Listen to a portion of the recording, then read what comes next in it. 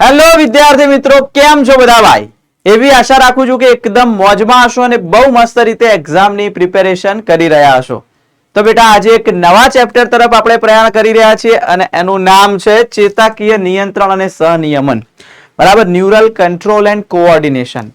ખૂબ સરસ મજાનું ચેપ્ટર છે. ઘણી બધી વાતો આની અંદર જાણવાની છે. બરાબર, આપણું શરીર જેના કારણે ચાલે છે, ચેતાતંત્ર એના ઈશારે ચાલે છે, એના વિશે આપણે સમજવાનું છે બેટા. બરાબર, તો ખૂબ મજા આવશે આજના લેક્ચરની અંદર. તો બેટા તમારે બધાએ પણ સાથે સાથે નોટ્સ બનાવતું રહેવાનું છે અને બધા જ મુદ્દા નોટ્સમાં એડ કરવાના છે. તો આપણે એનસીઈઆરટી નું જેટલું પણ સંલગ્ન છે એના વિશે આપણે વાત કરીશું અને વન શોટ બેટા તમને રિવિઝનમાં પણ બહુ ઉપયોગી થવાનું છે. તો ચાલો શરૂઆત કરીએ છીએ આજના ધમાકેદાર, શાનદાર અને ધાકડ લેક્ચરની. બરાબર, ચાલો તો સર શરૂઆત કરી લઈએ આપણે. બરાબર, પહેલા તો કયા કયા મુદ્દાઓ આપણે બેટા આજે આવરી લઈશું એના વિશે થોડીક ચર્ચા કરી લઈએ. ક્લિયર? તો ચેતાતંત્ર વિશે વાત કરીશું.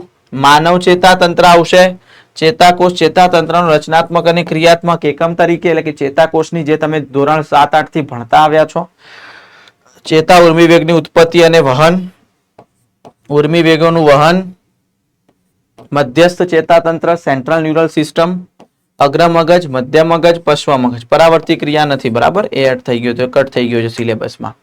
આટલા મુદ્દાઓ આપણે આજે ભણવાના રહેશે.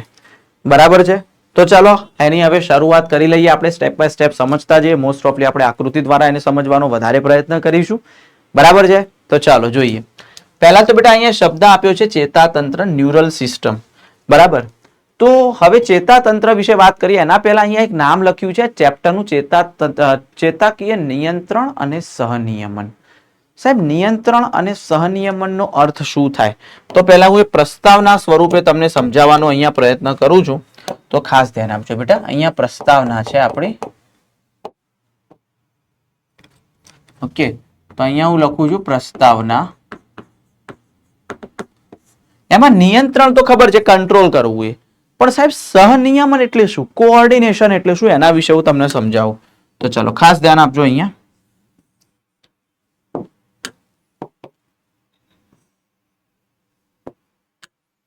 તો અહીંયા ટાઇટલ છે આપણું, અરે યાર એક મિનિટ,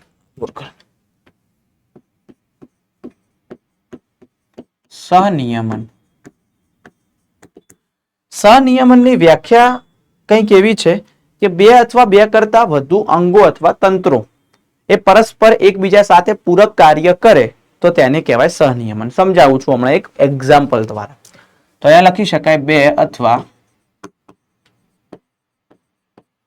વધુ અંગો અથવા અંગતંત્રો એકબીજા સાથે પરસ્પર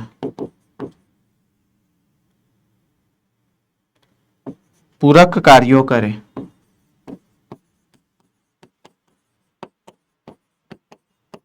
તેને સહનિયમન કહેવાય. જેમ કે એક એક્ઝામ્પલ તમને આપું છું કે ચલો આપણે કસરત કરીએ છીએ. બરાબર, આપણે કરીએ છીએ બેટા કસરત. ચાલો કસરત કરી.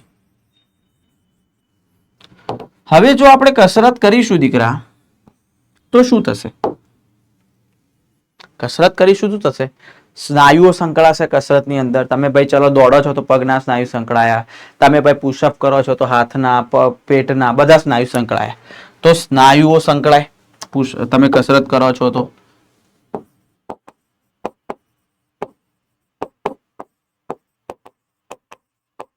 ચલો સ્નાયુઓ સંકળાયા.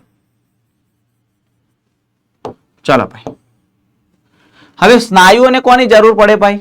ઓક્સિજનની જરૂર પડે. કારણ કે સ્નાયુઓ કાર્ય કરે છે તો ઓક્સિજનની જરૂર પડે. તો ઓક્સિજનની જરૂરિયાત રહે. બરાબર, તો શું આવશે? O2 ની જરૂર પડે. મસ્ત રીતે એક્ઝામ્પલ દ્વારા સમજાવું છું. ચલો સર, ઓક્સિજનની જરૂર પડી તો પછી હવે વધુ ઓક્સિજન લેવાનું છે બોડીની અંદર, તો શું થશે બેટા? શ્વસન દર વધશે એટલે ઓક્સિજન વધારે આવે. બરાબર, તો અહીંયા લખીએ આપણે શ્વસન દર વધે.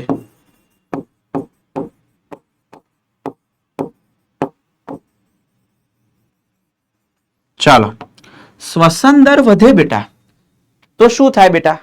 હૃદયના ધબકારા પણ વધે. જેટલો ઓક્સિજન વધારે આવે તો શરીરને વધારે ઓક્સિજન પહોંચાડવાનો, તો હૃદયના ધબકારા વધે.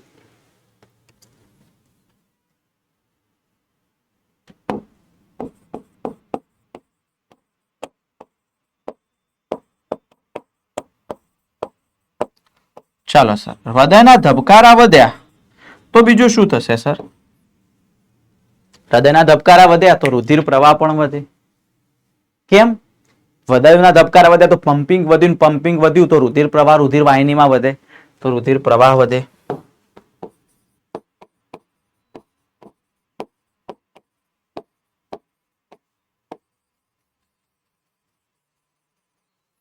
ચાલો, રુધિર પ્રવાહ વધે તો શું થાય? મૂત્રપિંડનું કાર્ય વધે, કારણ કે મૂત્રપિંડને વધારે રુધિર ગાળવું પડશે. રુધિર પ્રવાહ વધ્યો તો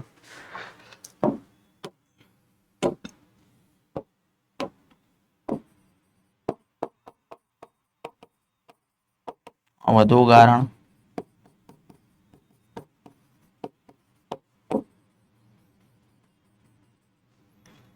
થયું આવું? તો તમે જુઓ ભાઈ, તમે કસરત કરી, ખાલી કસરત જ કરી, એમાં બધા સંકળાય, તો બે અથવા બે કરતા વધુ તંત્રો સંકળાય તો એને શું કહેવાય? શું કહેવાય? સહનિયમન, કોઓર્ડિનેશન કહેવાય. તો ફક્ત કસરત કરવાથી સ્નાયુ સંકળાયા, ફેફસા સંકળાયા, હૃદય સંકળાયું, રુધિર વાહિની સંકળાઈ, મૂત્રપિંડ સંકળાયું. થઈ ગયું ભાઈ? આ ક્લિયર છે? Yes sir. હવે ચલો સર, આ તો બહુ નોર્મલી વાત તમે કરી.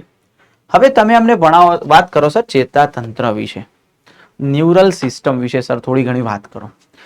તો બેટા પહેલા તમને કહી દઉં, ચેતાતંત્ર છે ને એક વિશિષ્ટ પ્રકારના કોષોનું બનેલું, જેને આપણે ચેતાકોષ કહીએ, જેના વિશે તમે ભણીને આવ્યા છો, ઓલરેડી 2-3 વાર ભણીને આવ્યા છો. તો એ વિશિષ્ટ પ્રકારના કોષ ચેતાકોષ. ચેતાકોષનું કામ શું સાહેબ? ઉત્તેજનાને ઓળખે, ગ્રહણ કરે ને વહન કરે. તમે એક વસ્તુ વિચારો, તમારો હાથ ગરમ તવા પર પડ્યો તો તમને અહીંયા ઉત્તેજના અનુભવાય. તે ઉત્તેજનાને ઓળખી, ભાઈ કયા પ્રકારની છે, ગરમ છે તો ચાલો ઓળખી. પછી એને ગ્રહણ કરી કે ભાઈ ચલો ગરમ છે તો એને ગ્રહણ કરો, ભાઈ ચેતાતંત્રને લઈ લેશે, અને પછી એનું વહન કરાવશે. વહન કરાવીને પછી એનો સંદેશો આપશે, ભાઈ હાથ લઈ લો. ખબર પડી? તો ચાલો અહીંયા આપણે વાત કરીએ. જે ચેતાતંત્ર છે દીકરા, એ ચેતાતંત્ર વિશિષ્ટ પ્રકારના કોષો ધરાવે, જેને આપણે શું કહીએ છીએ બેટા? તો જેને આપણે કહીએ છીએ ચેતાકોષ કહે છે. જેને ચેતાકોષ કહે છે, ન્યુરોન્સ કહેવાય. જેનું કાર્ય શું તો મેં હમણાં જ કહી દીધું તમને. જે ઉત્તેજનાને ઓળખે, ગ્રહણ કરે અને વહન કરે. ચલો આટલી વાત થઈ ગઈ સર. ચલો આ તો નોર્મલ વાત હતી. હવે થોડુંક અમે એક્સ્ટ્રા જ્ઞાન આપો કે ચેતાતંત્ર અલગ અલગ પ્રાણીઓમાં કેવું હોય. તો તમને કહી દઉં બેટા, સૌથી સરળ પ્રકારનું ચેતાતંત્ર છે ને હાઇડ્રામાં હોય. ચેતા જાલિકા સ્વરૂપ, ખાલી આમ જાળું જોવા મળે. પેલા વાયરનું હોય ને, વાયરનું જાળું કેવું પડ્યું હોય, એમ તારનું જાળું, એવું ખાલી જાળા સ્વરૂપે, એને ચેતા જાલિકા કહેવાય. બરાબર છે? તો અહીંયા આપણે લખી શકીએ કે સૌથી સરળ પ્રકારનું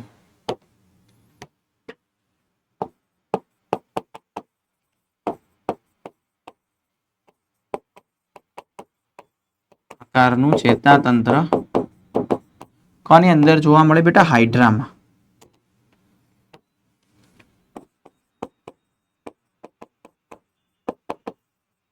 હાઇડ્રામાં જોવા મળે. જે કેવું હશે બેટા? તો ચેતા જાલિકા સ્વરૂપે હશે. જે ચેતા જાલિકા સ્વરૂપે હોય.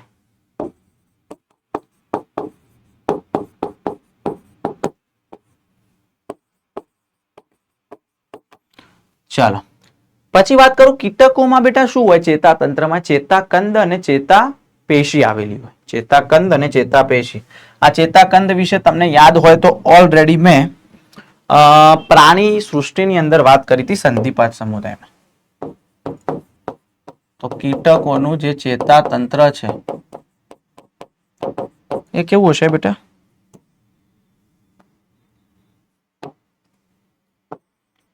ચેતાકંદ અને ચેતા પેશી ધરાવે. ત્યાર પછી સૌથી સુવિકસિત સાહેબ ચેતાતંત્ર કોનું હોય? ચાલો એના વિશે થોડીક માહિતી આપો.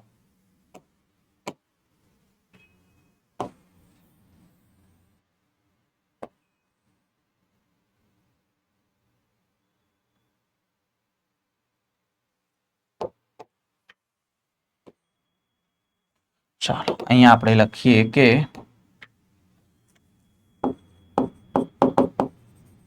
સૌથી સુવિકસિત ચેતાતંત્ર કોનું હશે બેટા? પૃષ્ઠવંશીઓનું. એમાંય સૌથી વધુ સસ્તનોનું. કોનું હશે બેટા? પૃષ્ઠવંશીઓનું.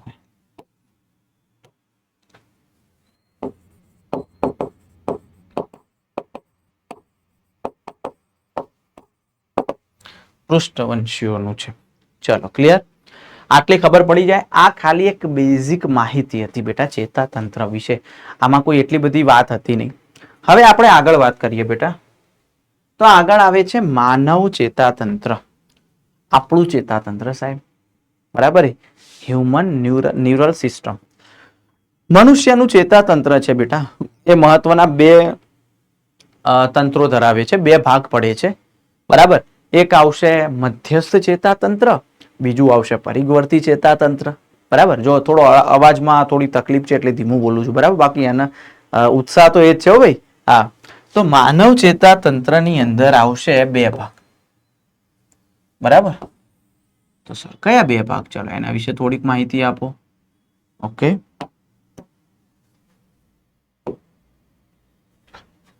એક, ઓકે, અને અહીંયા બે. એક આવશે મધ્યસ્થ ચેતાતંત્ર,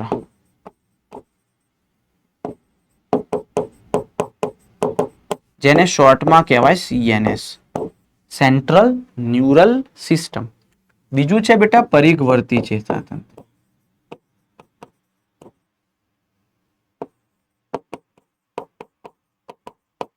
જેને કહેવાય PNS, peripheral neural system. Sir મધ્યસ્થ ચેતાતંત્રમાં શું આવશે? તો બેટા મધ્યસ્થ ચેતાતંત્રમાં મગજ અને કરોડરજ્જુનો સમાવેશ થાય.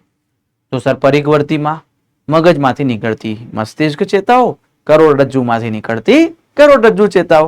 તો આમાં ચેતાઓનો સમાવેશ થાય, આમાં મેઇન મગજ અને કરોડરજ્જુનો સમાવેશ થાય. તો આમાં કોણ આવશે બેટા? મગજ પ્લસ કરોડરજ્જુ.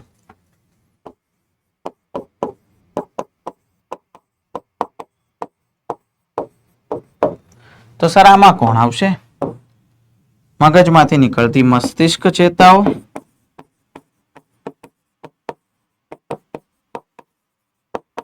પ્લસ કરોડરજ્જુ ચેતાઓ.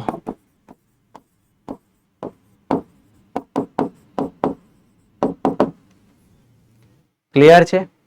ડન છે? યસ. હવે આ પરિવર્તી ચેતાતંત્ર છે ને બેટા, એના મુખ્ય બે ભાગ છે. આમ ત્રણ ભાગ છે પણ મુખ્ય બે ભાગ છે. ચલો એના વિશે જણાવું. તો આ જે પરિવર્તી ચેતાતંત્ર છે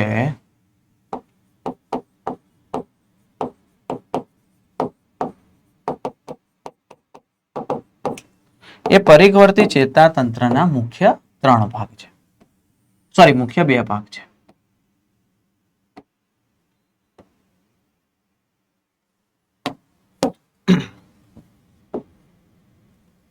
એક અને અહીંયા બે. કયા બે? એક છે દૈહિક ચેતાતંત્ર, બીજું છે સ્વયંવર્તી ચેતાતંત્ર. બરાબર? હા, દૈહિક ચેતાતંત્ર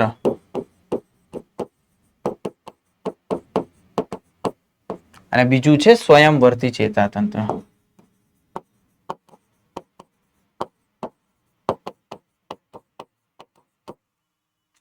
બરાબર? એક આવશે દૈહિક ચેતાતંત્ર અને બીજું આવશે બેટા સ્વયંવર્તી ચેતાતંત્ર. યાદ રાખો, સ્વયંવર્તી ચેતાતંત્રમાં બે આવશે પાછા.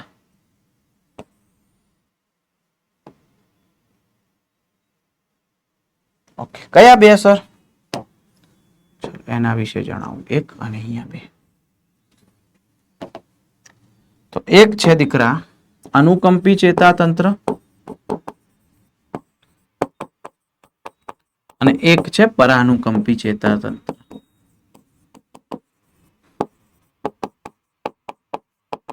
બરાબર. હવે મેં તમને શું કીધું, પરિવર્તી ચેતાતંત્રના મુખ્ય બે ભાગ, પણ એક ત્રીજો ભાગ છે, એનો ગૌણ ભાગ છે બેટા.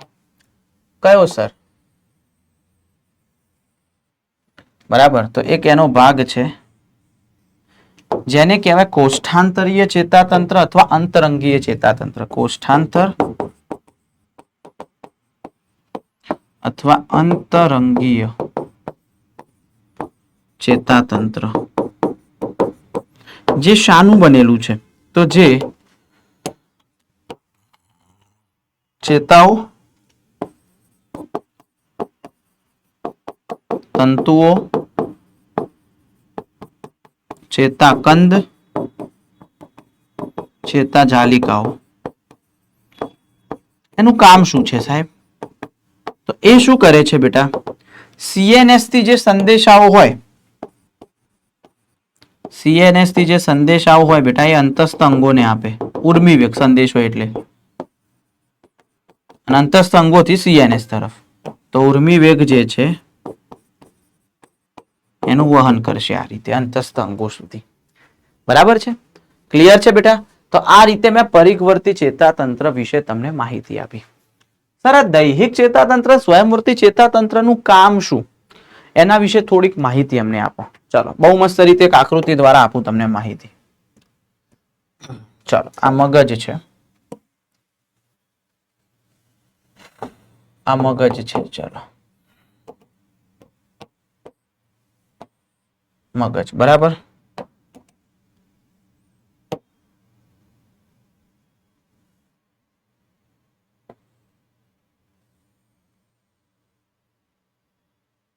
આ કરોડરજ્જુ છે. બરાબર. અને આ શું છે બેટા? કરોડ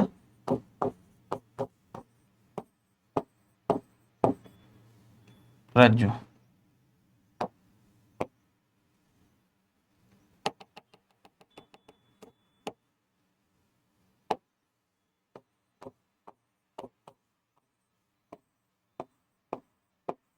બરાબર, કરોડરજ્જુ છે.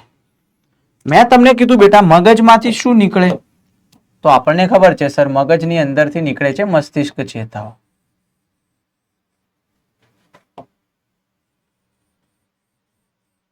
મસ્તિષ્ક ચેતાઓ નીકળે. સર, કરોડરજ્જુ માંથી શું નીકળે? તો મેં તમને કીધું છે કરોડરજ્જુ ચેતાઓ. બરાબર.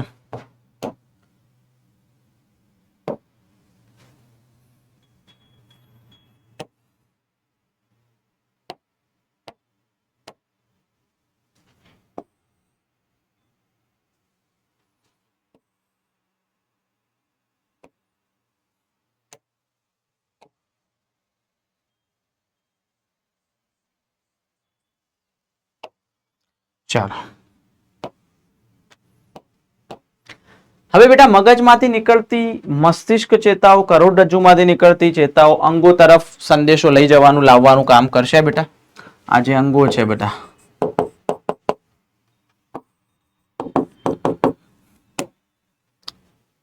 બરાબર.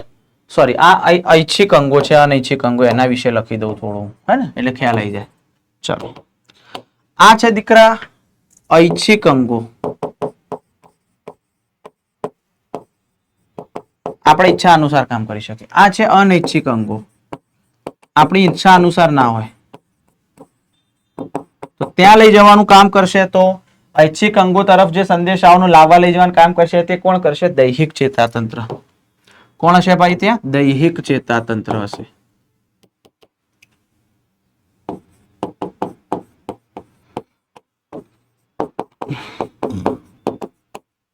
અને અનૈચ્છિક વાળું તો સ્વયંવર્તી ચેતાતંત્ર.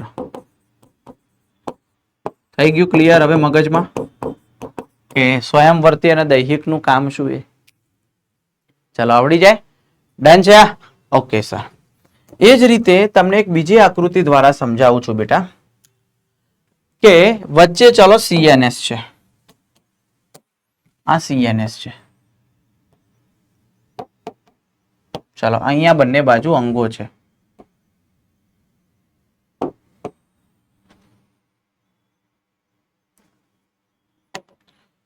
હવે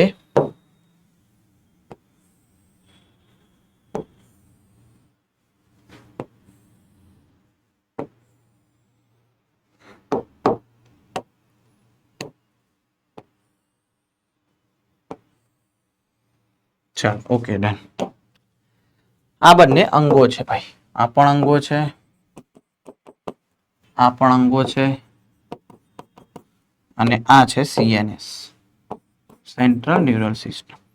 અંગોથી સીએનએસ તરફ જે સંદેશો લાવે છે એ તંતુનું નામ શું?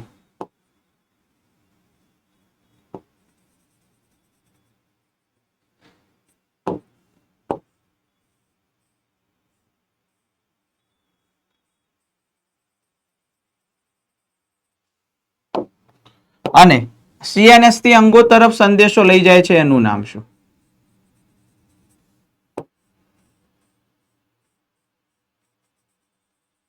જો બેટા ખાસ ધ્યાન આપજો.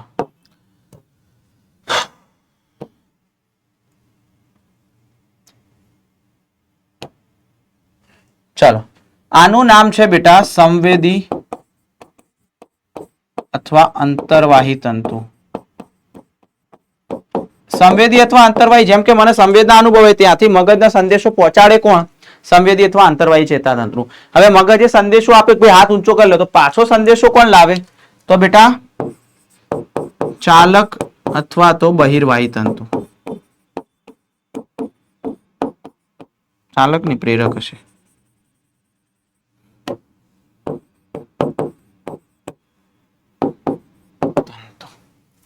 ક્લિયર છે? ડન છે ભાઈ? ખબર પડી ગઈ? યસ. તો આ એક નોર્મલ વાત હતી જેના વિશે મેં કહી દીધું. હવે બેટા એક બીજી વાત કરું તમને. ચેતા તંત્ર છે, સોરી ચેતા પેશી છે, એ બે ભાગની બનેલી છે, ચેતા કોષ અને ચેતા આધાર કોષ. આના વિશે તમે પ્રાણી પેશીમાં ભણી ગયા હશો, બરાબર છે? યસ. તો જે ચેતા પેશી છે દીકરા, એ ચેતા પેશી બે ભાગની બનેલી છે.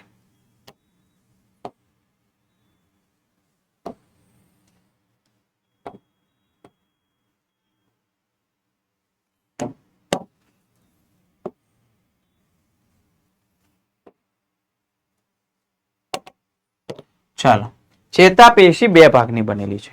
એક છે ચેતાકોષ આવે એની અંદર, બીજો આવે ચેતા આધાર કોષ.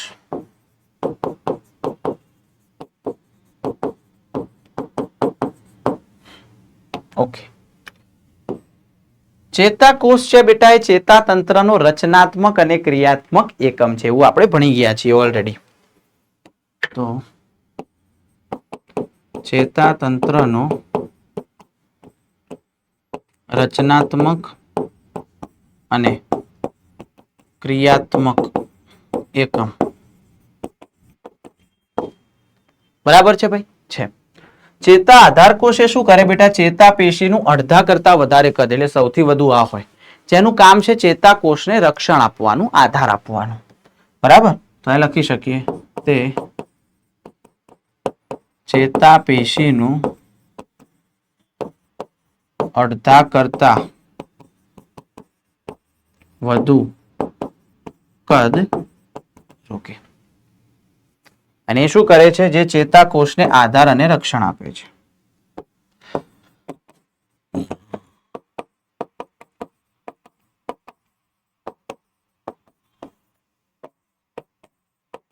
ચાલો, ક્લિયર?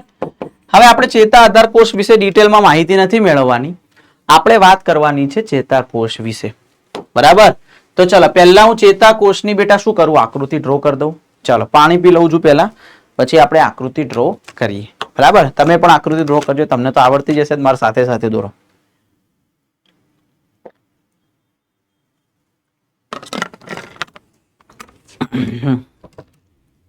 ચાલો જોઈએ આપણે. ઓકે, ચાલો.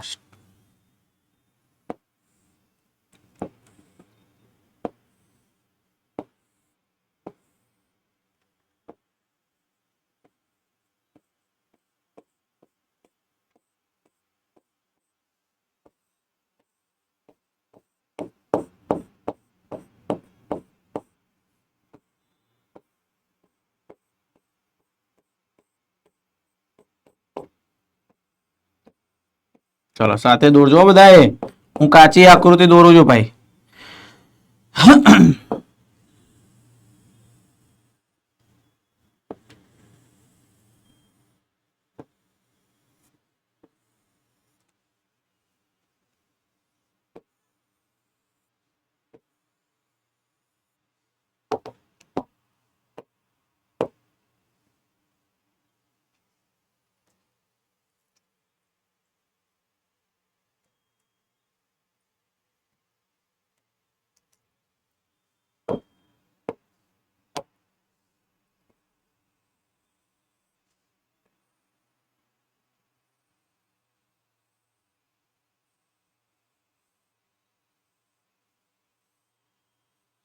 ચાલો, ઓકે.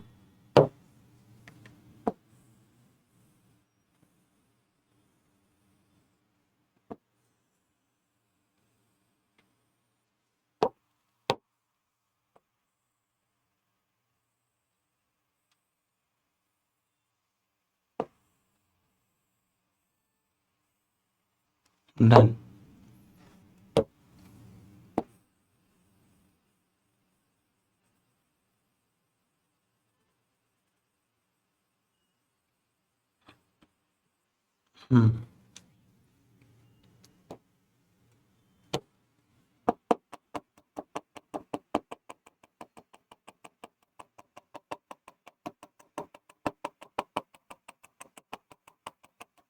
ચાલો ભાઈ, મેં કાચી આકૃતિ દોરી છે અહીંયા, બરાબર? યસ.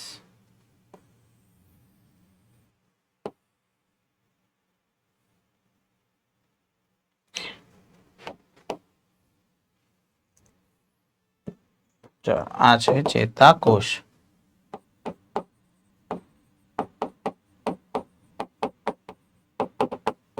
ઓકે, ચાલો હવે નામ નિર્દેશન કરું. આ જે છે બેટા એને શિખાતંતુ કહેવાય. આ બધી છે એને નિઝલની કણિકાઓ કહેવાય.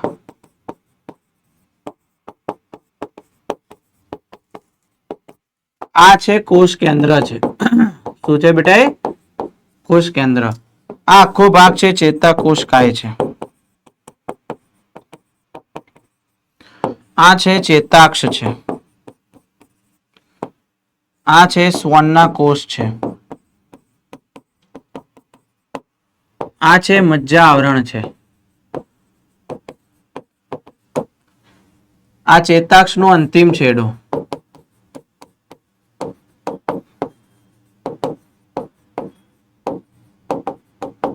બરાબર? યસ. આની અંદર દીકરા આ રીતે પુટિકાઓ ભરેલી હોય જેને ચેતોપાગમીય પુટિકા કહેવાય.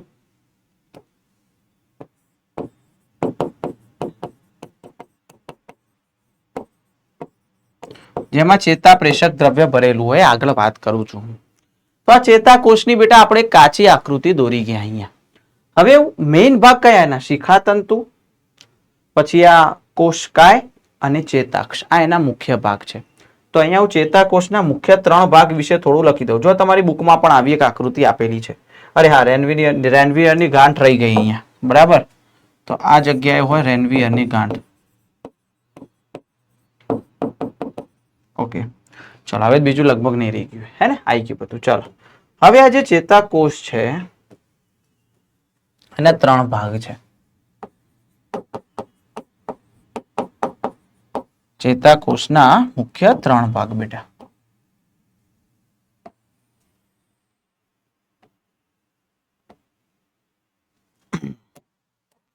ચાલો, કયા 3 ભાગ સરજી? 1, અહીંયા 2 અને અહીંયા 3. ચાલો જોઈએ. પહેલું છે શિખાતંતુ બેટા. પહેલો કયો હતો? શિખાતંતુ. બીજો છે બેટા કોષકાય. ત્રીજો શું છે બેટા? ચેતાક્ષ.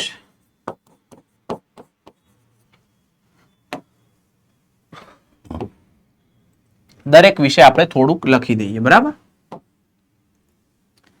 શિખાતંતુ તમે જુઓ બેટા, આ સૌથી બહારના જે પ્રવર છે, ટૂંકા પ્રવર્ધો છે, ક્યાંથી ઉદ્ભવે? તો આ કોષકાયમાંથી ઉદ્ભવે. જે પણ શું ધરાવે છે? નિઝલની કણિકાઓ જો એમાં પણ હોય છે. બરાબર છે? યસ. તો અહીંયા લખી શકાય પહેલો મુદ્દો ટૂંકા પ્રવર્ધો. ટૂંકા પ્રવર્ધો કોષકાયમાંથી ઉદ્ભવે, નિઝલની કણિકાઓ ધરાવે.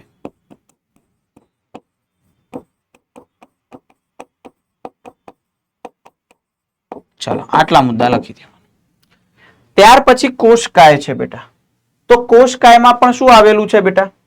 તો કોષ રસ આવેલો છે જે નિઝલની કણિકાઓ યુક્ત હોય, જે સંદેશાને શું કરે? શિખાતંતુથી લઈ જાય ક્યાં? ચેતાક્ષ તરફ વહન કરે. શિખાતંતુથી ચેતાક્ષ તરફ. બરાબર?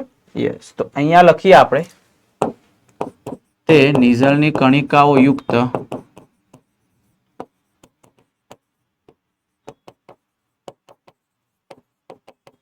કોષ રસ ધરાવે. બીજો મુદ્દો શું આવશે બેટા? તો તે શિખા તંતુથી ઉર્મી વેગને ક્યાં લઈ જાય? ચેતાક્ષ તરફ વહન કરે.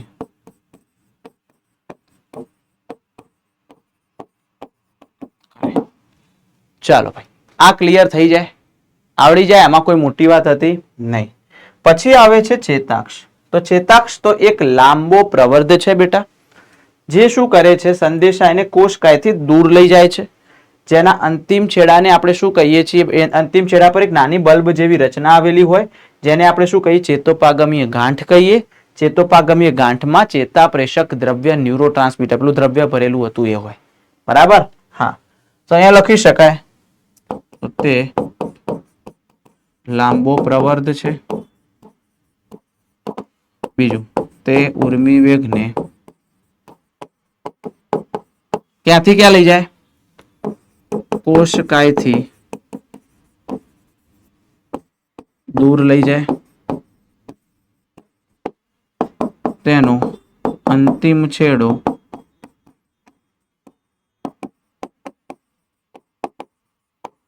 બલ્બ જેવી રચના ધરાવે, જેને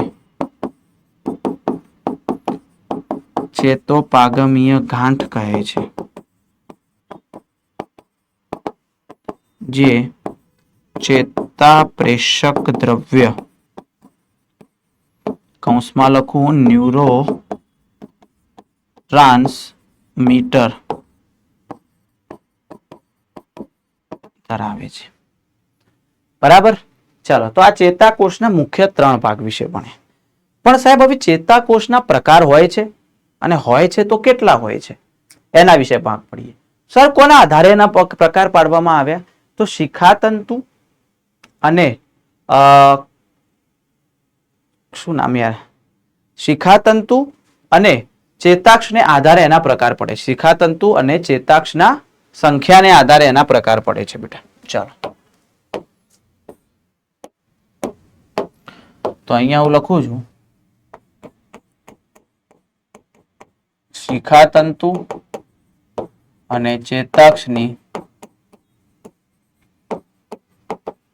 સંખ્યાને આધારે ચેતાકોષના પ્રકાર. તો કેટલા પ્રકાર છે સાહેબ? ચાલો, પહેલું આવશે એક ધ્રુવીય, બીજું દ્વિધ્રુવીય, ત્રીજું આવશે બહુધ્રુવીય, ચોથું કુટ એક ધ્રુવીય અને પાંચમું અધ્રુવીય. તો ટોટલ 5 પ્રકાર છે. ટોટલ કેટલા પ્રકાર બેટા? 5 પ્રકાર છે.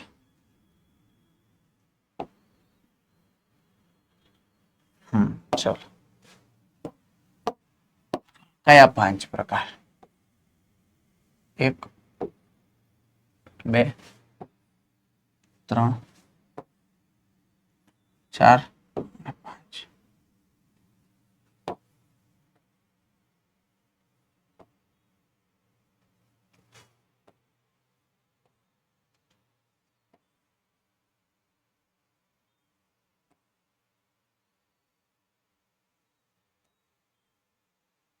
ઓકે, ચાલો પહેલા લખી દઉં અહીંયા કયા કયા છે.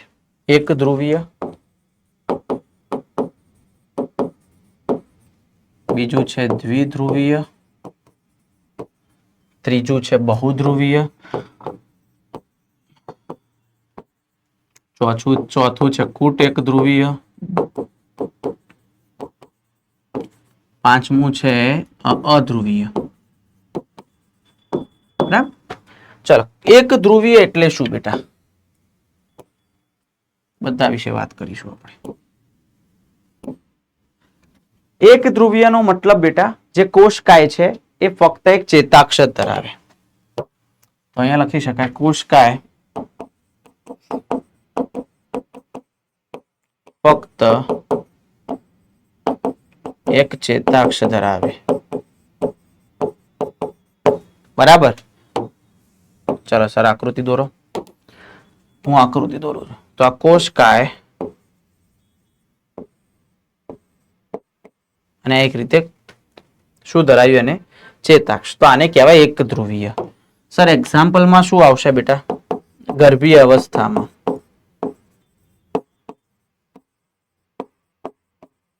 તો આપણે જ્યારે માતાના ગર્ભમાં હોઈએ અને જે ચેતાકોષ હશે આ પ્રકારનો હશે.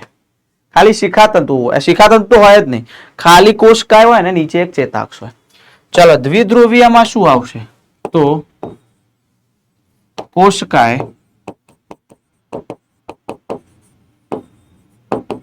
એક શિખાતંતુ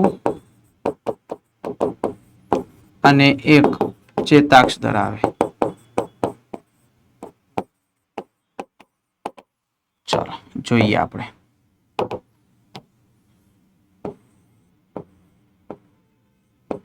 ચલો એક શિખાતંતુ ધરાવ્યું, બરાબર. તો આમાં એક્ઝામ્પલ શું આવશે બેટા? તો આમાં એક્ઝામ્પલ આવશે આંખના નેત્રપટલમાં આવા હોય.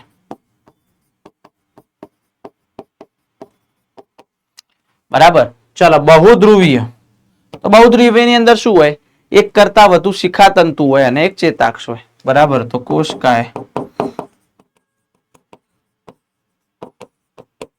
અરે યાર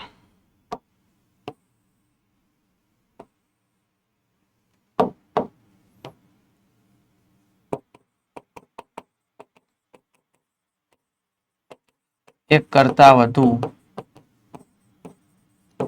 શિખાતંતુ અને એક ચેતાક્ષ ધરાવે. ચાલો એની આકૃતિ હું દોરું એટલે ખબર પડી જાય. ચાલો એક ચેતાક્ષ તો છે,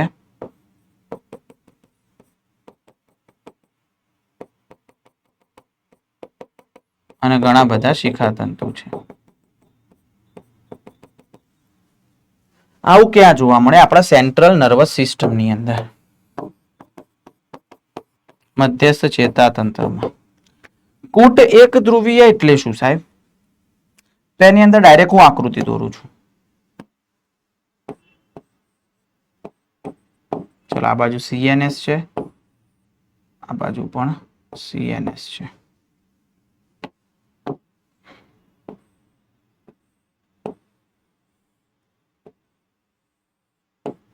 આ રીતે બે ચેતાક્ષ લાગતા હોય, બરાબર, પણ હોય સિંગલ જ, એટલે કે કૂટ એટલે કે ખોટું એક ધ્રુવીય છે એમ.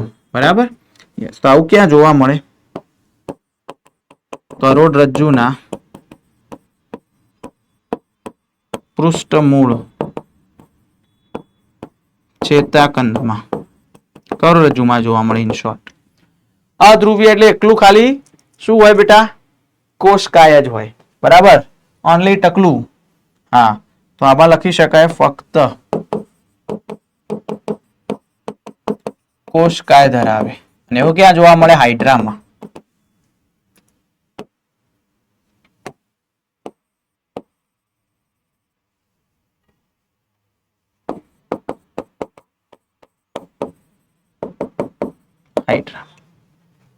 ચાલો આવડી જાય.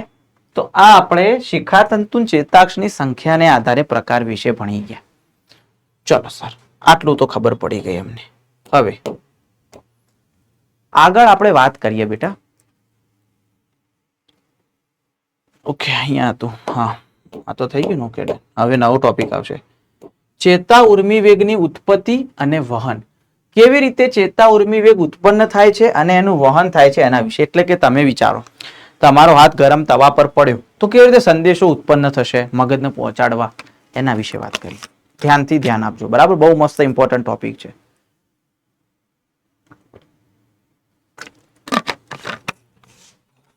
જોજો આપણું જે ચેતાકોષ છે બેટા, એ ચેતાકોષનું કોષરસ પટલ છે. ચલો હું અહીંયા સાદી એક આકૃતિ દોરું છું.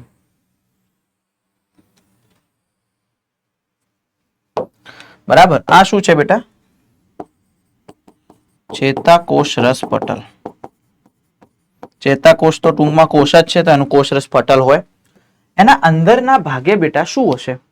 ઋણ વીજભાર હશે, એટલે કે ઋણ વીજભારિત પ્રોટીન ને બધું હશે.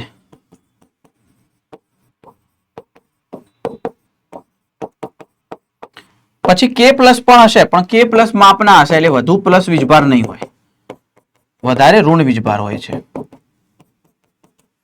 અને બહારના ભાગે તમે જુઓ છો તો બહાર સૌથી વધુ Na પ્લસ હોય, તો બહાર કેવું હશે? ધન વીજભાર હશે.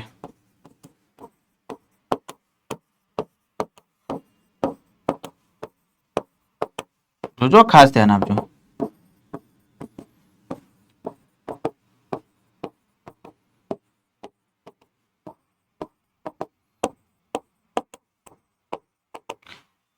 બરાબર, એટલે બહાર છે ધન વીજભાર, અંદર છે ઋણ વીજભાર.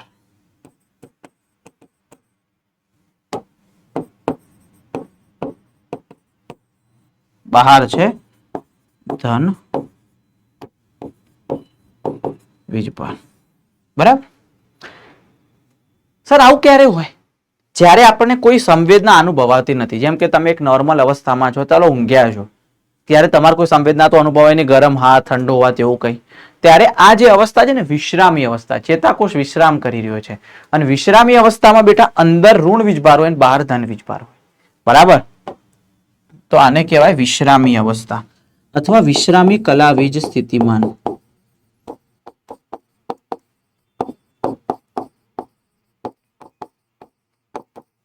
જેને આપણે કહીએ ધ્રુવીકરણ, બીજા શબ્દોમાં. અને ધ્રુવીકરણમાં શું હોય બેટા? આ કે પ્લસ આયન માટે પ્રવેશશીલ હોય આખું ચેતાકોષ રસ પટલને જવા દે, બહાર અંદર આવવા દે. Na પ્લસ ના અંદર આવવા દેશે નહીં. ક્લિયર? એટલે અંદર ઋણ વીજભાર તો સાહેબ કેટલો ઋણ વીજભાર? -70 મિલીવોલ્ટ જેટલો હોય. કેટલો હોય? -70 મિલીવોલ્ટ જેટલો ઋણ વીજભાર હશે, યાદ રાખજો. બરાબર, -70 મિલીવોલ્ટ જેટલો ઋણ વીજભાર હશે. હવે તમને કોઈ સંવેદના અનુભવાય છે, જેમ કે ચલો હું અહીંયા આકૃતિ દોરી અને સમજાવું. ખાસ ધ્યાન આપજો બેટા, અહીંયા ખાસ ધ્યાન આપજો. ચલો આખો ચેતાકોષ છે, આ શિખા તંતુ છે, પેલો ચેતાક્ષનો ભાગ છે. હવે તમને ચલો આ જગ્યાએ સંવેદના અનુભવાઈ, આ સંવેદના અનુભવાઈ, અહીંયા સંવેદના. અંદર શું છે બેટા? ચલો અલગ અલગ આપણે ડિવિઝન પાડી દઈએ અહીંયા. બરાબર, અલગ અલગ ભાગ પાડી દઈએ. આ અને આ બધી જગ્યાએ કેવો વીજભાર છે બેટા? -70 મિલીવોલ્ટ.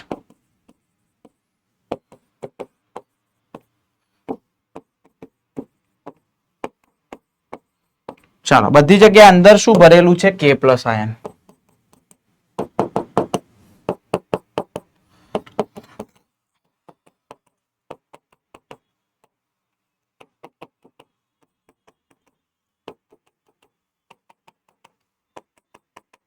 કે પ્લસ. બહાર શું છે? Na plus.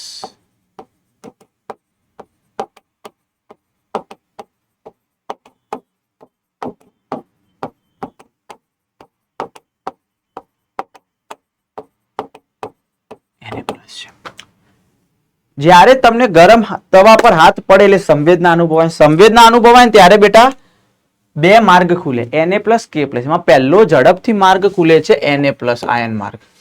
કે પ્લસ આયન માર્ગ ખુલે, પણ જ્યારે Na પ્લસ બધા અંદર જતા રહે, પોતાનું કામ પૂરું કરે, પછી કે પ્લસ ખુલે. કે પ્લસ બહુ આળસુ છે, એનો આયન માર્ગ એટલે દરવાજો એમ. તો Na પ્લસ આયન માર્ગ ખુલ્યા તો આ બધા Na પ્લસ અંદર આવશે. ચલો આ બધી જગ્યાએ Na પ્લસ આયન માર્ગ છે, બધા અંદર આવશે બેટા. યસ, તો ચલો Na પ્લસ અંદર આયા. હવે પ્લસ વીજભાર અંદર આવ્યો, તો એનો મતલબ આ -70 માંથી ધીરે ધીરે કેવો થવા મળશે? પ્લસ થવા મળશે. તો -70 માંથી આપણે કહીએ તો -50 થાય, -50 માંથી પછી 10 થાય, અને 10 માંથી છેલ્લે આઈને ઉભો રહેશે 30, +30 મિલીવોલ્ટ આઈન. એટલે પ્લસ વીજભાર થઈ ગયો. મેક્સિમમ આટલું થાય. પ્લસ વીજભાર થાય એટલે બેટા જો અહીંયા ધન વીજભાર છે, અહીંયા ઋણ વીજભાર. તો ધન થી ઋણ તરફ ગતિ કરે, તો આ બધા જે હતા બેટા હવે કઈ બાજુ આવશે? અંદરની તરફ આવશે. Na plus. હવે આનો જ્યારે વીજભાર બદલાય તો આમાં પણ બેટા Na પ્લસ આયન માર્ગો તો ખુલવાના જ, બધી જગ્યાએ ખુલવાના જ છે. તો એ બધા Na પ્લસ હજુ વધુ અંદર આવશે. ચલો Na પ્લસ આયા તો આનું કેટલું થશે? છેલ્લે +30 માં આવી જશે. તો ચાલો આ બધા પાછા અહીંયા આવશે. Na plus Na plus Na plus. ચાલો આ કેટલું થશે? +30 મિલીવોલ્ટ. ચાલો હજુ આ બાજુ ગયા, અહીંયાથી અંદર આયા Na પ્લસ Na પ્લસ. આ કેટલો થઈ ગયો બેટા? +30 મિલીવોલ્ટ.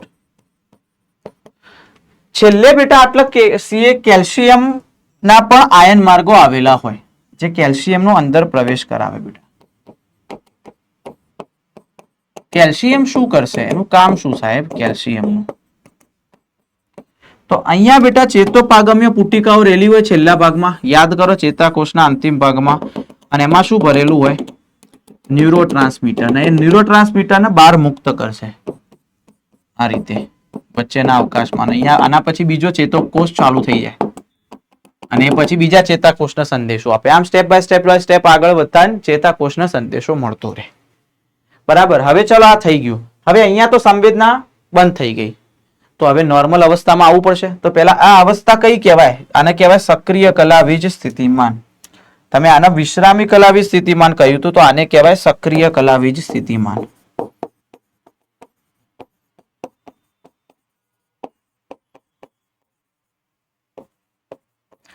જેને આપણે કહીએ છીએ વિધ્રુવીકરણ. બીજું શબ્દ સક્રિય કલાવીજ સ્થિતિમાન માં કોષરસ પટલ Na+ માટે પ્રવેશશીલ હોય, K+ માટે નહીં. હવે ચલો નોર્મલ કન્ડિશનમાં પાછું તો લાવવું પડશે જેવું આગળ હતું એવું.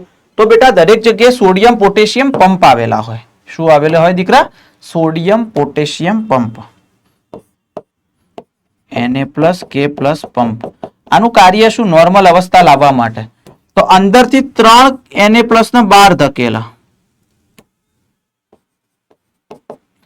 અને શું કરશે? બીજા 2 K+ ના અંદર લાવે.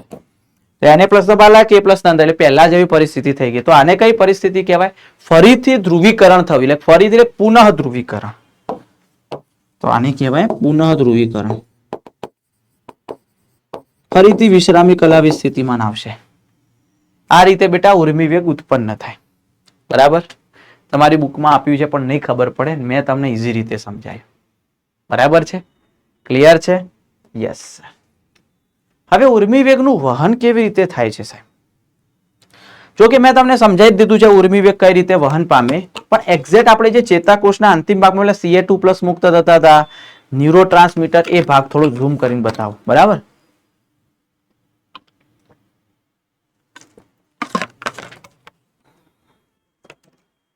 ધ્યાન આપજો. હું અહીંયા આકૃતિ દોરું.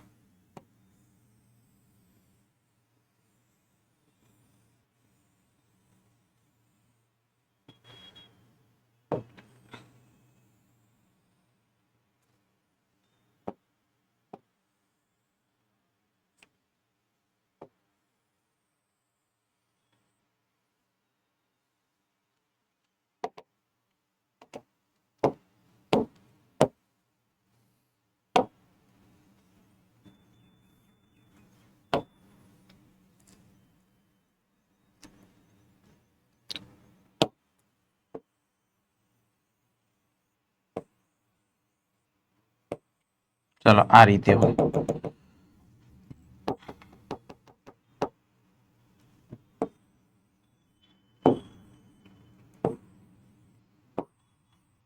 આ રીતે હોય. ચેતોપાગમીય ગાંઠ છે આ જગ્યાએ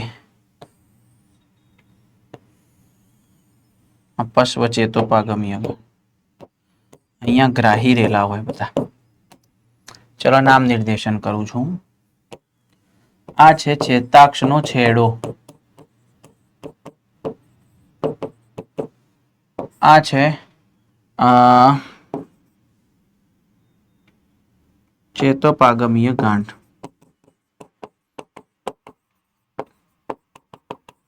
આ છે પૂર્વ ચેતોપાગમીય કલા,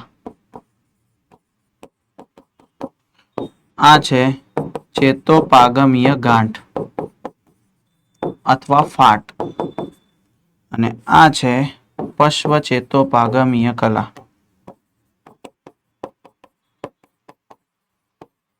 અને આ ત્રણ ભાગ ભેગા મળે ત્યારે એને કહેવાય ચેતોપાગમ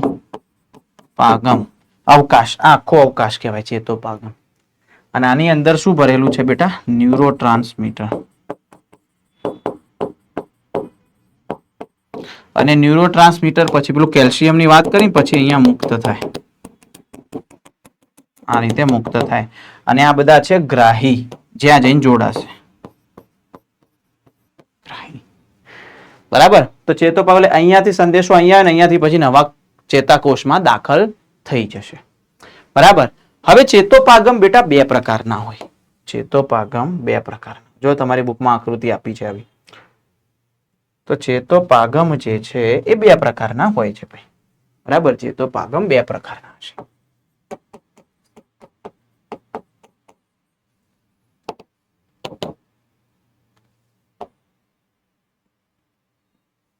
ચાલો.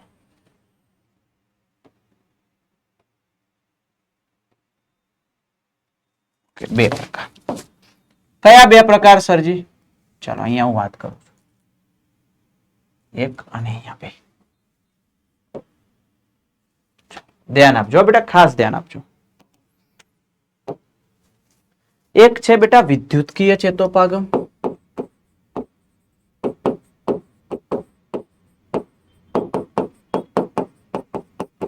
બીજો છે રાસાયણિક ચેતોપાગમ.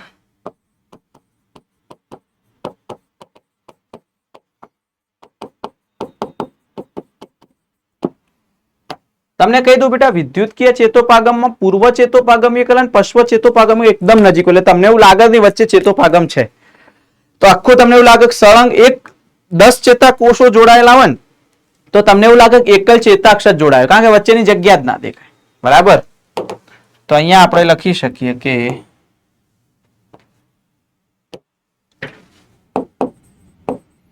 પૂર્વ ચેતોપાગમીય કલા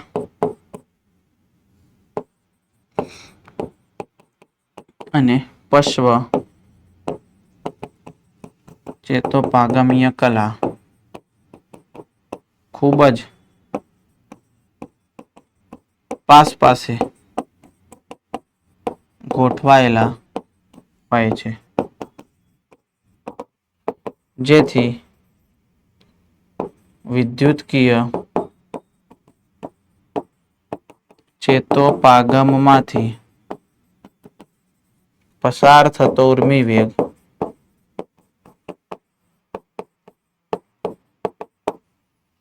એ એકલ ચેતાક્ષને સમાન હોય છે. પછી બીજો મુદ્દો કે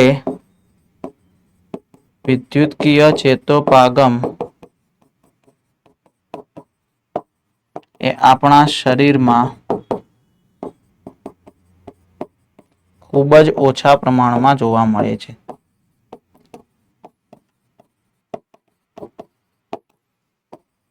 બરાબર. તો વધુ કયા જોવા મળે? રાસાયણિક. આ રાસાયણિકમાં બેટા જગ્યા હોય, જેમ કે મેં હમણાં આગળ આકૃતિ દોરી, વચ્ચે જગ્યા હોય, જેમાં પૂર્વ ચેતોપાગમીય કલા અને પશ્વ ચેતોપાગમીય કલા વચ્ચે શું જોવા મળે? ચેતોપાગમીય ફાટ જોવા મળે છે. બરાબર. જેમાં પૂર્વ ચેતોપાગમીય કલા અને પશ્વ ચેતોપાગમીય કલા વચ્ચે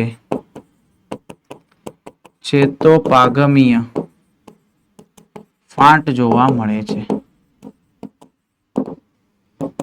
જેમાં ચેતોપાગમીય ગાંઠમાંથી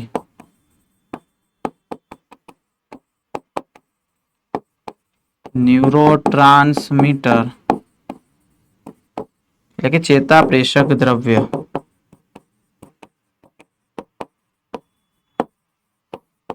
મુક્ત થાય છે. ત્યાર પછી આની સ્પીડ વધારે હોય એના કરતા. તો વિદ્યુતકીય ચેતોપાગમ કરતા રાસાયણિક ચેતોપાગમમાં ઉર્મિ વેગનું વહન ધીમું હોય છે.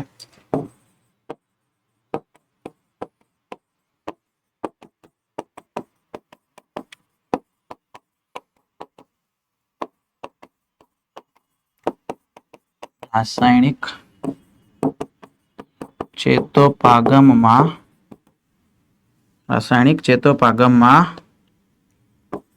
ઉર્મિ વેગનું વહન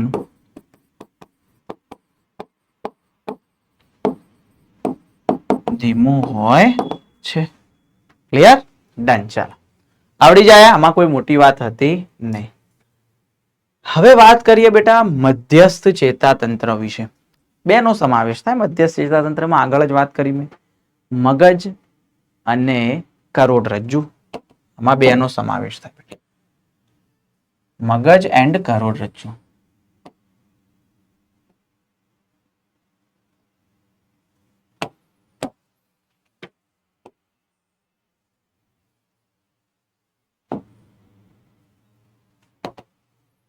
ચાલો, એક છે મગજ, બ્રેન, કરોડરજ્જુ, સ્પાઇનલ કોર્ડ.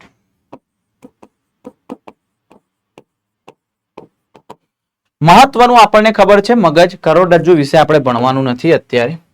તો અહીંયા લખી શકાય મધ્યસ્થ માહિતીનું પૃથ્થકરણ. મધ્યસ્થ માહિતી એટલે શું થાય? સેન્ટ્રલ.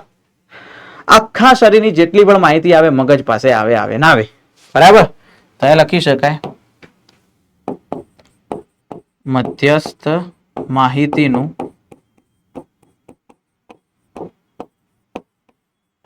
પૃથ્થકરણ કરે છે. ત્યાર પછી બેટા આપણને ખબર છે બેટા અનૈચ્છિક અંગોનું કાર્યનું નિયમન, પછી બુદ્ધિમત્તા, લાગણીઓ, ભૂખ, તરસ, તાપમાનનું નિયમન, પછી બોલવું, બોલવાની, સાંભળવાની, યાદ રાખવાની, ક્રિયાનું નિયમન, પછી અંતઃસ્ત્રાવી ગ્રંથિઓનું નિયમન. બધું કામ કરે ભાઈ. ટૂંકમાં ઓલ ઓવર બધું કામ આ જ કરે છે. બરાબર? હવે જે મગજ છે બેટા એમાં 3 આવરણ આવેલા. માનવ મગજની અંદર 3 આવરણનું બનેલું છે. બરાબર? જે માનવ મગજ છે બેટા એમાં 3 આવરણ આવેલા છે.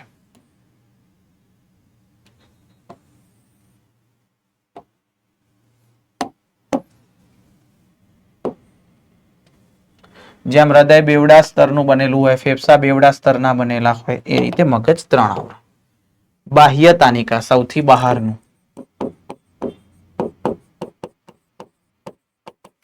વચ્ચેનું મધ્ય તાનિકા અને સૌથી અંદરનું અંતઃ તાનિકા. ક્લિયર? યસ. બાહ્ય તાનિકા તો બહારનું આવરણ, મધ્ય તાનિકા મધ્યનું આવરણ, અંતઃ તાનિકા અંદરનું આવરણ. ચલો લખી દઈએ.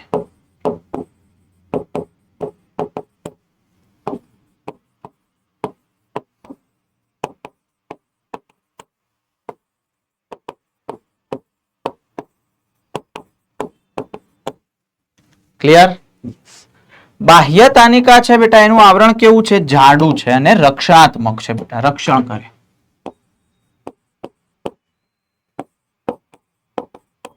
અથવા તો આધાર આપે. આ જે છે કેવું છે બેટા? પાતળું સ્તર છે. અને આ કેવું છે બેટા? મગજની પેશી સાથે સંકળાયેલું. અંદર હોય એટલે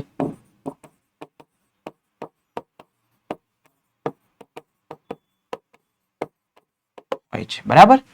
હવે મગજ બેટા 3 પ્રકારનું છે આપણા બોડીમાં. આપણા શરીરમાં મગજ જે છે 3 ટાઈપનું હોય છે. ચલો અહીંયા આપેલું છે. માનવ મગજ બેટા 3 ભાગનું બનેલું છે.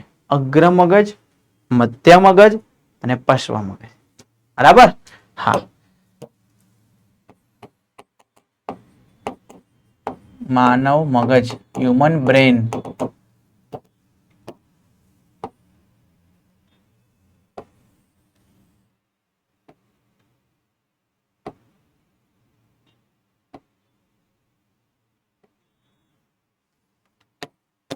ચાલો જોઈએ આપણે. 1, 2 અને 3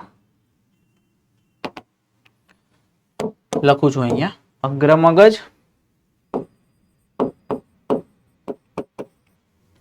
મધ્ય મગજ અને પશ્વ મગજ.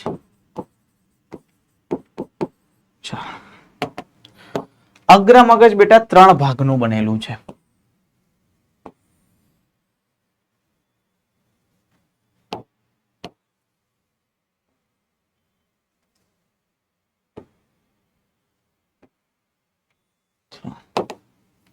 કયા 3? એક આવે બૃહદ મસ્તિષ્ક, બીજું આવે થેલેમસ, ત્રીજું આવે હાઇપોથેલેમસ.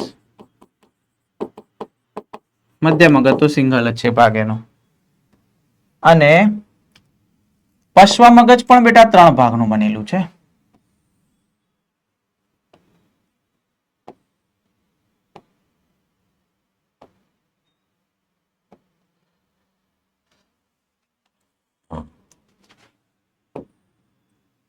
એક, 2 અને 3. એમાં આવશે સેતુ,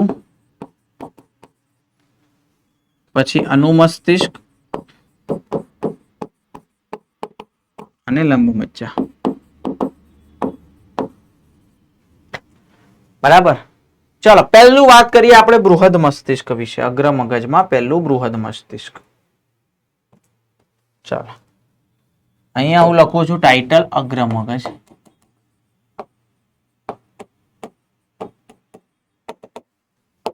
એમાં પહેલો ભાગ છે બેટા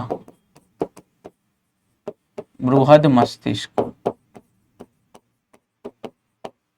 તો જે બૃહદ મસ્તિષ્ક છે બેટા એ ચેતાતંતુની પટ્ટી કેલોસમ કાય વડે બેટા 2 ભાગમાં વિભાજિત થયેલું છે. તમે જો અહીંયા બતાવો. આ આખું બૃહદ મસ્તિષ્ક છે. જોજો આ આખું બૃહદ મસ્તિષ્ક છે. અને એમાં જે આ કેલોસમ કાયની પટ્ટી વડે બેટા એના 2 ભાગ પડે છે. બરાબર છે. ચેતાતંતુની પટ્ટીનું બનેલું છે એ. તો અહીંયા લખી શકાય પહેલો મુદ્દો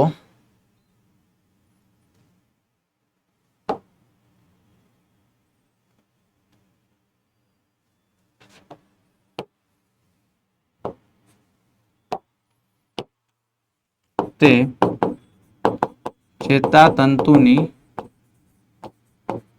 પટ્ટી વડે 2 ભાગમાં વિભાજિત થાય છે. કયા 2 ભાગ? ચાલો ઓકે. 2 ભાગની અંદર આપણે લખીએ બેટા. એક તો ડાબું બૃહદ મસ્તિષ્ક ગોળાર્ધ અને જમણું બૃહદ. 2 ભાગ બને એટલે. એક છે ડાબું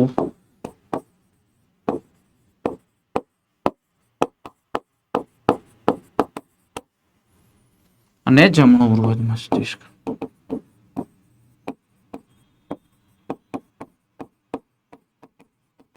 બરાબર. આ બંને જે છે બેટા એ બંનેની બહારના ભાગે શું આવેલું હોય બેટા? ચેતાતંતુઓ આવેલા હોય છે. અને જે બેટા સંકેન્દ્રિત થઈ અને ભૂરો રંગ આપે છે, જેને આપણે મસ્તિષ્ક બાહ્યક કહીએ અથવા આપણે એને ભૂખરું દ્રવ્ય કહીએ છીએ. બરાબર. હા સર. તો ના ભાગે ચેતાતંતુઓ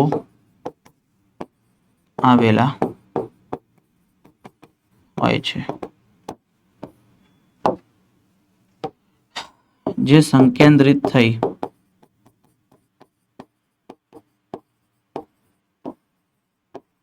ભૂખરો રંગ આપે,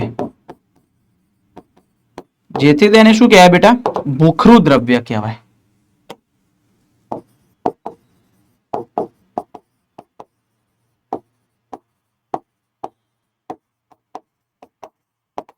કહે છે, બરાબર, જેને આપણે મસ્તિષ્ક બાહ્યક કહેવાય. બહારના ભાગે ચેતાતંતુ આવેલા હોય જેને આપણે મસ્તિષ્ક બાહ્યક પણ કહીએ છીએ.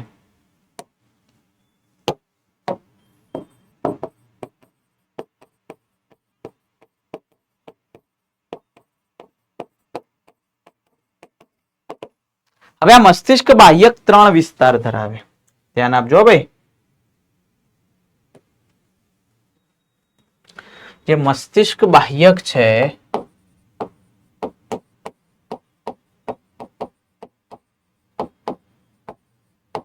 એ 3 વિસ્તાર ધરાવે. બેટા આ બધું યાદ રાખવું જ પડશે. યાદ રાખવાનું છે ભાઈ, આ મગજનું છે તો.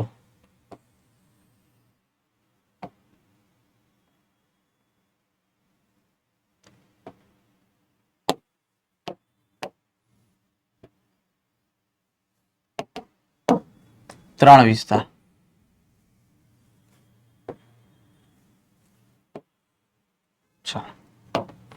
કયા 3? એક છે બેટા સંવેદી વિસ્તાર, એક છે ચાલક વિસ્તાર અને એક છે સંકલિત વિસ્તાર.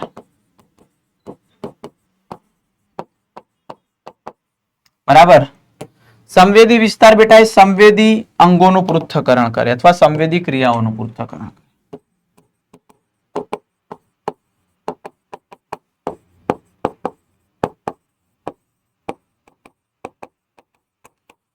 આ છે બેટા એ ચાલક ક્રિયાઓનું નિયમન કરે.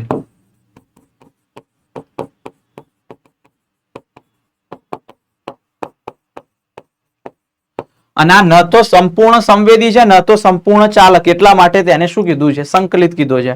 જે બેટા યાદ શક્તિ અને વાતચીત માટે જવાબ, આપણે યાદ કરીએ અને વાતચીત કરીએ એના માટે જવાબદાર છે. બરાબર છે? હા, તો એ લખી શકાય.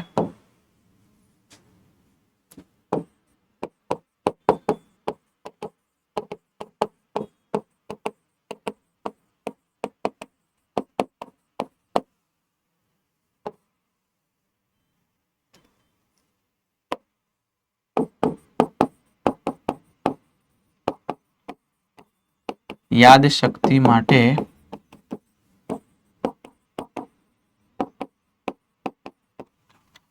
મસ્તિષ્ક બાહ્યકના બેટા અંદરના ભાગમાં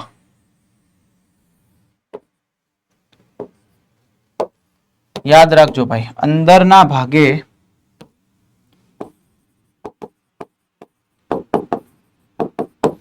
અપારદર્શક શ્વેત છે બેટા. કેવો છે? અપારદર્શક શ્વેત. જેને શું કહેવાય? શ્વેત દ્રવ્ય.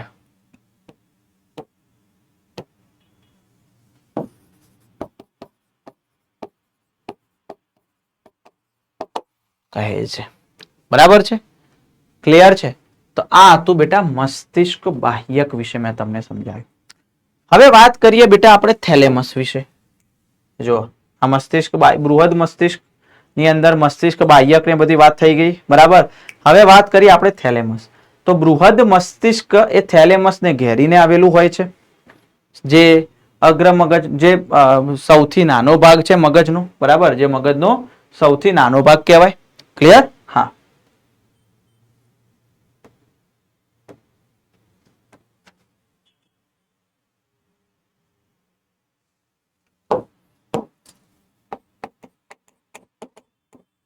થેલેમસ.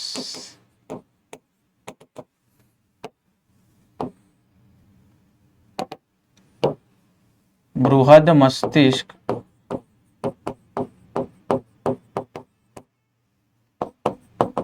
તેને ઘેરીને આવેલું હોય છે.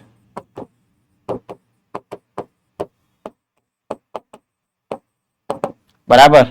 પછી બીજો મુદ્દો, તે મગજનો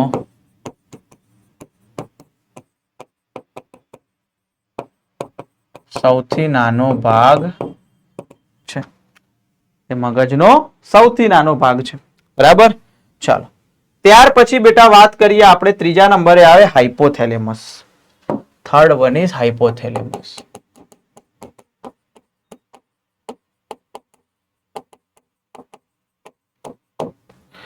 તો તે થેલેમસનું તળિયું રચે, એટલે કે થેલેમસને એક્ઝેક્ટ નીચે હાઇપોથેલેમસ હોય.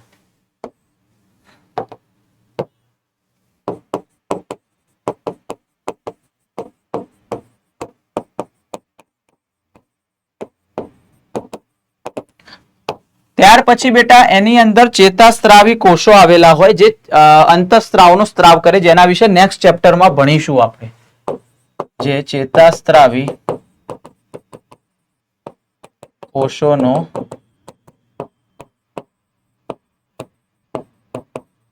સમૂહ ધરાવે છે.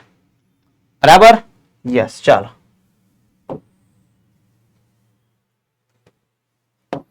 ત્યાર પછી બેટા તે ભૂખ, તાપમાન અને તરસનું નિયમન કરે. બીજું બેટા એક નોંધ કરીને યાદ રાખજો કે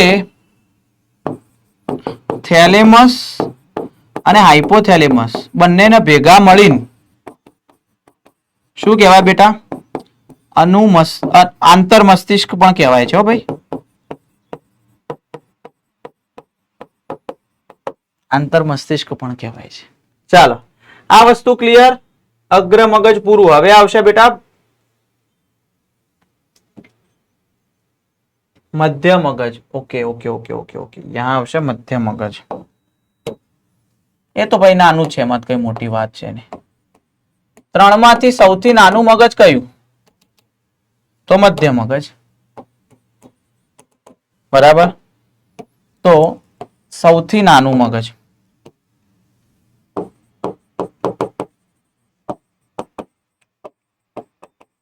બીજો મુદ્દો બેટા, તે 4 ગોળકો ધરાવે છે અથવા તો ખંડ ધરાવે, જેને ચતુષ્ખાય કહેવાય. બરાબર? તે 4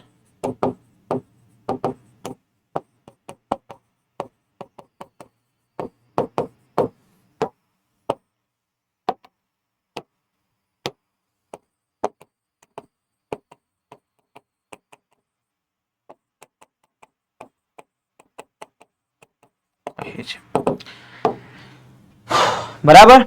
મધ્ય મગજ છે બેટા, એની અંદર મધ્ય તરલ નલિકા આવેલી હોય. મધ્ય તરલ નલિકા આવેલી હોય.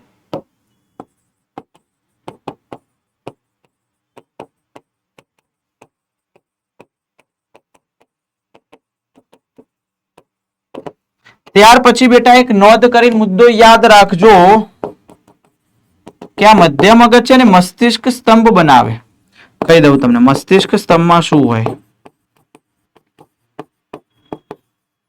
તો મસ્તિષ્ક સ્તંભના એક તો મધ્ય મગજ આવે, સેતુ આવે અને લંબમજ્જા આવે. આ 3 સળંગ આવે, જોડાયેલા હોય નીચે, અને આખો મસ્તિષ્ક સ્તંભ બને છે. બરાબર છે? યસ. ચાલો, હવે આવશે છેલ્લું બેટા પશ્વ મગજ.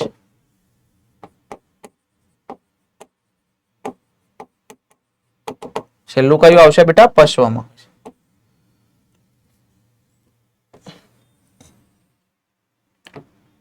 ત્રણ ભાગ ધરાવે, આગળ પણ મેં કહી દીધું.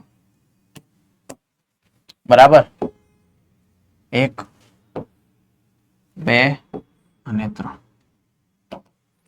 ચાલો, પહેલો છે સેતુ અથવા એને કહેવાય પોન્સ.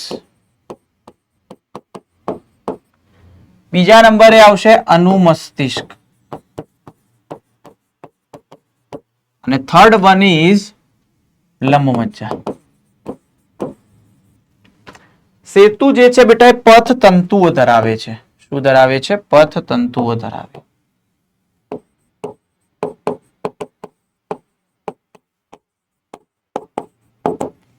અનુમસ્તિષ્ક છે બેટા ખૂબ જ ગૂંચળામય ભાગ છે.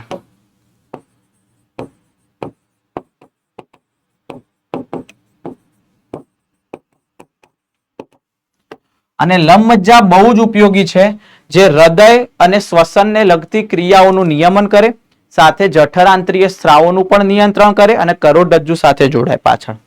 બરાબર? તો અહીંયા લખવાનું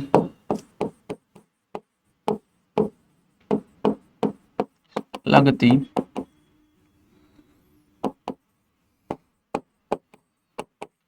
પરાવર્તી ક્રિયાઓનું નિયમન કરે. બીજું, જઠરાંત્રિય સ્ત્રાવોનું નિયંત્રણ કરે. અને ત્રીજું, કરોડરજ્જુ સાથે જોડે.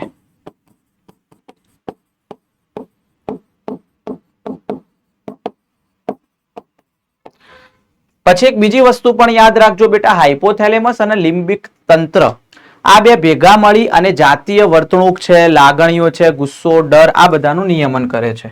ચલો નોંધ કરીને અહીંયા લખી દઉં એટલે ખ્યાલ આવી જાય. ચલો લખી દઉં. બરાબર, નોંધ.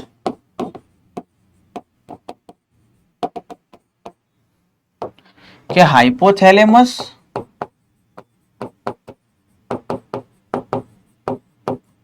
અને લિમ્બિક તંત્ર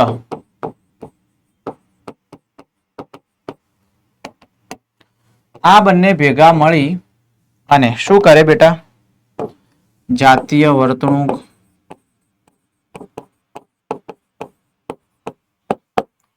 પછી આવશે બેટા લાગણીઓ, કે ગુસ્સો, ડર, બરાબર, પછી પ્રેમ વગેરેનું નિયમન કરે છે. બરાબર છે. ચાલો આ મગજની આકૃતિ પણ અહીંયા આપણને આપી દીધી છે. ચાલો અગ્ર મગજ પૂરું, મધ્ય મગજ પૂરું, પશ્વ મગજ પૂરું થઈ ગયું. બરાબર, ઇન શોર્ટ આપણું અહીંયા પૂરું થઈ જાય છે ચેપ્ટર. તો જો જેને સ્પીડમાં રિવિઝન કરવું હોય એના માટે તો બહુ જ ઉપયોગી છે સાહેબ, બહુ જ ઉપયોગી. તમે મસ્ત રીતે ભણ્યા હોય રિવિઝન માટે તો આ બહુ ઉપયોગી સાબિત થશે. NCERT નું બધું જ આવી ગયું આની અંદર. પાછળના ટોપિક જે છે બેટા પરાવર્તી ક્રિયાઓ, આંખ, કાન, એ બધું સિલેબસ કટ થઈ ગયો છે, એ નથી આપણી એક્ઝામની અંદર. બરાબર છે. તો ખૂબ મજા આવી બેટા આજના લેક્ચરની અંદર. બરાબર, બહુ જ મજા આવી આજના લેક્ચરમાં. મેં તમને જે સમજાવ્યું છે એ આશા રાખું છું તમને સમજ પડી ગઈ હશે. બરાબર, તો આવી રીતે તૈયાર કરતા રહેજો. બીજા નવા સેશનની અંદર આપણે મળીએ, જેની અંદર એક લાસ્ટ ચેપ્ટર બાકી છે બેટા. બરાબર, કેમિકલ કોઓર્ડિનેશન એન્ડ ઇન્ટિગ્રેશન વાળું, એ આપણે ભણીશું. ક્લિયર છે હે ભાઈ? બસ તો લોડ અને સ્ટ્રેસ લેતા નહીં, ફેમિલી સાથે ટાઈમ સ્પેન્ડ કરતા રહેજો, જેના કારણે લોડ અને સ્ટ્રેસ ઓછો આવતો હોય છે. બરાબર છે ભાઈ? તો જાગતા રહેજો, સતર્ક રહેજો, વાંચતા રહેજો, લખતા રહેજો, ભણતા રહેજો, તો રિઝલ્ટ 100% આવતું રહેશે બેટા. ખૂબ મજા આવી આજના લેક્ચરની અંદર. તો અહીંયા સુધી રાખીએ છીએ ભાઈ. ખૂબ ખૂબ આભાર.